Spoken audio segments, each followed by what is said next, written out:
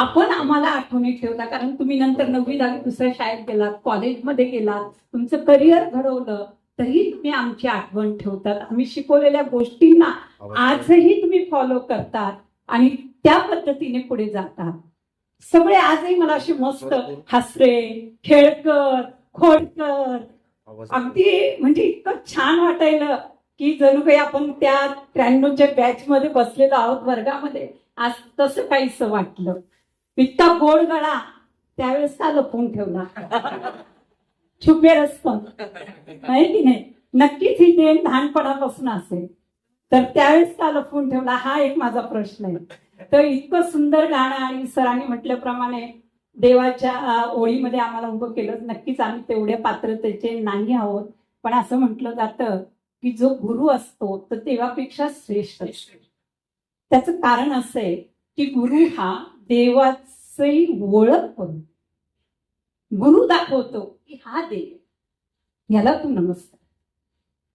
म्हणजे कोण योग्य, कोण अयोग्य, कोणत्या गोष्टी योग्य, कोणत्या गोष्टी अयोग्य, हे दाखवण्याचं काम गुरु करत असतो. आणि म्हणून आपल्या संस्कृतीमध्ये सुद्धा गुरुला देवापेक्षा मोठं मानलं जातं, कारण गुरु हा देवाची काय करून देतो, आपल्याला ओळख करून देतो. तर त्या दृष्टीने तुम्ही आम्हाला देवाच्या ह्याच्यामध्ये आणलं आणि पहिलंच इतकं सुंदर सादरीकरण झालं. प्रीतीचा खोडकर पण आज आम्ही पुन्हा अनुभवला. किती छान वाटलं, किती मनमोकळेपणाने, आणि जे वाटलं ते तिने अगदी स्वच्छ मनाने ती बोलली. खूप छान वाटलं. नंतर आपले वकील साहेब, त्यांनी सगळ्यांची फिरकी घेतली. म्हणजे आमचा वर्ग विद्यार्थी एक वकील झाला आणि वकील म्हणून इतकं छान फिरकी घेतोय सगळ्यांची. हे सगळं पाहून खरंच खूप आनंद झाला. आणि ह्या आठवणी कधीच आम्ही विसरू शकतो, कधीच नाही. हा अनमोल ठेवा दिलाय तुम्ही आम्हाला आमच्या आयुष्याचे. तुम्ही आमच्या आयुष्यामध्ये जे काही आता पुढे आयुष्य असेल आमचं रिटायरमेंटचं, ही आम्हाला अनमोल देणगी तुमची, की तुम्ही आम्हाला हे सगळं पुन्हा देत आहात आणि आमचं आयुष्य वाढतंय त्याच्यामुळे. आम्ही पण आमच्या मुलांना अभिमानाने, जेव्हा मला विद्यार्थी भेटतात ना, तर माझी मुलं समोर सोबत असतील तर मम्मी तुझे विद्यार्थी कुठं कुठे आहे ग, कुठे विद्यार्थी भेटतात, कुठे तुला विद्यार्थी भेटतो, लगेच येतो, पाया पडतो, विचारतो मॅडम काय काम. हीच आमची संपत्ती. कुठल्याही कामात गेलो, कुठेही गेलो, कोणत्याही ऑफिसला जाऊ, कुठेही जाऊ, भाजी मार्केट पासून तर कुठल्याही मोठ्या ऑफिस पर्यंत जाऊ, विद्यार्थी भेटणारच. कारण आमच्या सेवेला सर्व्हिस नाही म्हणून, मनापासून सेवा केली. तर त्या सेवेला जवळजवळ 39 वर्ष. जेव्हा 19 वर्षाची मी होते त्यावेळेस पहिलं पाऊल नवयुवक गणेश प्राथमिक विद्यालयात मी ठेवलं 1985. तेव्हा माझी जॉईनिंग डेट. आणि तिथून मी विद्यार्थी, म्हणजे आता किती तुम्हीच आहात ना 40 मध्ये 42 मध्ये, तर तुमच्यापेक्षाही मोठे भेटतात ना. मग कधी कधी मला ओळख येते, मग विचार तुमचा मुलगा आहे माझ्या शाळेत, म्हणजे मी त्यांना पॅरेंट्स समजतो, असं पण होतं. तर ही खूप अनमोल देणगी आणि खरंच असा आनंद दुसरा नाहीये. आणि काय करावं काय करू नये, दरबार मॅडम तुम्हाला बऱ्याच गोष्टी सांगितल्या. तुम्ही सगळेजण सुज्ञ आहात, तुम्ही सगळेजण घडले आहात, आपल्या पायावर उभे आहात. सगळ्यात महत्वाचं पैसा कमवणं नाहीये, तुम्ही किती श्रीमंत आहे याच्याशी मला घेणं देणं. तुमच्याकडे बंगला आहे, कार आहे, नाहीये, याच्याशी मला घेणं देणं नाही.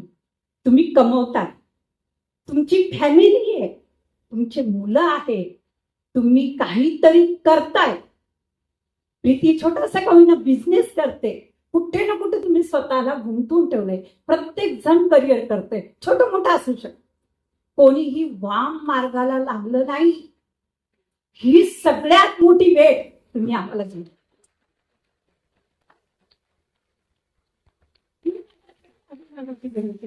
माझा विद्यार्थी कुठेही वाम मार्गाला लागला नाही, कुठेही अपराधी म्हणून त्याचं नाव येत नाहीये, कुठेही तो जेलमध्ये गेला नाही. ही सगळ्यात मोठी भेट तुमच्याकडून आम्हाला आहे. आम्ही काहीतरी कमवलं, माणुसकी शिकवली, नीतिमत्ता शिकवली. जीवनात किती अडचणी आल्या, मी मुलांना नेहमी सांगते, किती संकट आहे, संकटाला म्हणायचं जा तू कोण आहेस, मी तुला घाबरत नाही, तुझी माझ्याशी का चुकीचं पाऊल पडू द्यायचं नाही. आणि आपल्या मुलांनाही ते सांगायचं. आज घटना घडतात, आपण बघतो पूर्ण फॅमिली बरबाद होऊन जाते छोट्या छोट्या गोष्टींसाठी. तर मुलांना ह्या गोष्टी दाखवायच्या की छोटीशी तुझी चूक संपूर्ण कुटुंबाला काय करू शकते, रसातळाला नेऊ शकते. तिथं तुला पैसा कामाला येणार नाही. तुझे रिलेशन कामाला येणार नाही.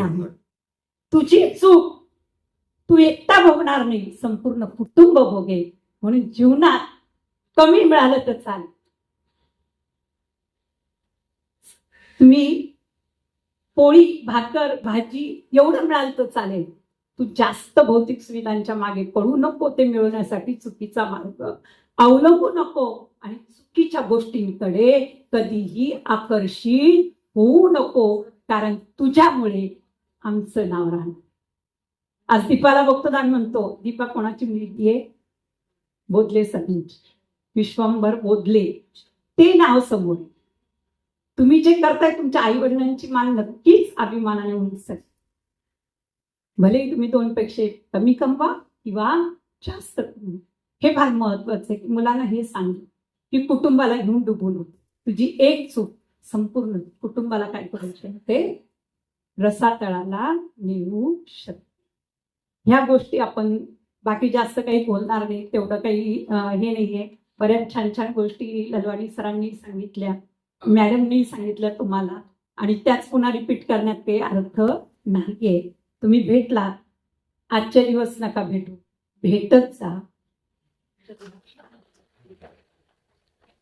ही भेट कायम ठेवा. आणि कुठेही भेटलं, चेहरा पाहिल्यावर जरी आम्ही विसरलो की कोण तू विचारलं तरी राग मानू नका, नाव सांगा, मॅडम मी भेटलो होतो, हे माझं नाव आहे. कारण होऊ शकतो विसरू शकतो आम्ही, बरेच चेहरे असतात. तर अगदी आदराने तुम्ही बोलणार, प्रश्नच नाही. पण मॅडम मी भेटलो होतो, तुम्ही विसरल्या, तर असं नाही. मी हा आहे आणि आपण भेटलो होतो, खूप आनंद होईल. भेटत राहू आपण नेहमी, कार्यक्रमापुरतं नाही, कुठेही आपण भेटत राहू आणि एकमेकाशी विचारांची किंवा आपल्या जे सुखदुःख आहे त्याची देवाणघेवाण आपण अशीच करत राहू. तुम्ही पण आपसात फक्त सुखात नाही दुःखातही एकमेकाची साथ द्या. मित्र तोच खरा जो संकटात साथ देतो, हे नेहमी लक्षात ठेवा. होऊन जा एकमेकाच्या आणि एकमेकाची साथ अशीच कायम राहो, हा भरभरून आशीर्वाद तुम्हाला देते. आणि असेच तुम्ही फुलत राहो, बहरत राहो. तुमच्या कौटुंबिक तुमच्या ज्या काही मनोकामना आहेत त्या संपूर्ण पूर्ण होत, हा भरभरून आशीर्वाद तुम्हाला देते. आणि इथंच विराम घेते, पूर्ण विराम नाही, कारण पुन्हा